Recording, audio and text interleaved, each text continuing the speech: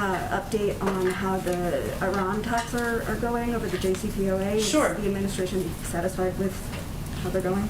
So I know there's been a lot going on. This has certainly been happening right now. What's happening is on Monday, January 3rd, the 8th round of negotiations commenced in Vienna, and those are ongoing.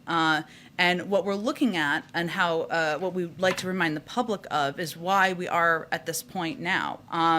Most importantly, none of the things we're looking at now, Iran's increased capability and capacity, their aggressive actions that they have taken through proxy wars around the world would be happening if the former president had not recklessly pulled out of the nuclear deal with no thought as to what might come next. And if you look at that step and the impact of that, the fact that the former president ripped at the nuclear deal meant that Iran's nuclear program was no longer in a box, no longer had the most robust inspection regime ever negotiated, no longer had the tight restrictions on nuclear activity. And so now where we're at, even as these negotiations are ongoing, and as we conveyed back in December, that we were a bit frustrated by the lack of seriousness that negotiators came to the table. They've come back, and now we're back at the table again, as I noted.